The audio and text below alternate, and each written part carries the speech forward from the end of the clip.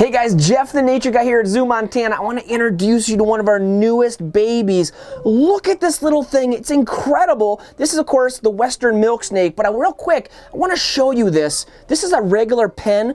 You can tell this guy's not even as big as a pen, just tiny little animal. Now they're small snakes to begin with, but of course when they're babies, boy, they're just so little tiny things. But milk snakes, believe it or not, are here in Billings. People are always surprised we have such a beautiful snake right here in town, and we do. In fact, they're found really throughout the eastern part of Montana. Now the name milk snake, you might remember me telling you before, comes from old folklore that believed that milk snakes, because they're found in barns, would actually drink the milk right from the udder of a cow. Well, of course that is not true, but the name stuck, and that's why they're now called milk snake.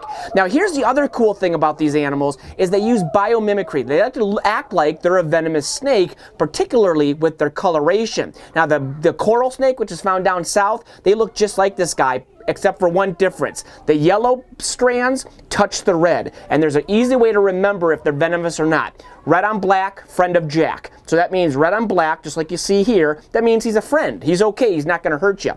Red on yellow, kill a fellow. That means if that red touched that yellow, you're going to want to walk away because it's a very venomous, dangerous snake, and the coral snake is just that. Now, like all snakes, this little guy, even though you can barely even see his eyes, he has no eyelids and no external ears. Now, you might be wondering, what does such a little snake like this eat? Well, as you can imagine, when they're this small, it's not easy to get them to eat, but they're going to eat things like small bugs. So we feed this guy little crickets, and eventually he'll graduate up to bigger things like baby mice called pinky mice as well. But my gosh, this guy is a constrictor, so despite that small size, still got enough power to wrap around bugs and things like that to squeeze them before he, of course, then swallows them whole. But my gosh, we're so excited to have this little guy and watch him grow here at the zoo. And I'll tell you, while you're out and about, especially out in those farms and those grasslands, look for these little guys under logs and what have you, because what a beautiful animal right here in our neck of the woods. Guys, until next time, I'm Jeff the Nature Guy with our tiny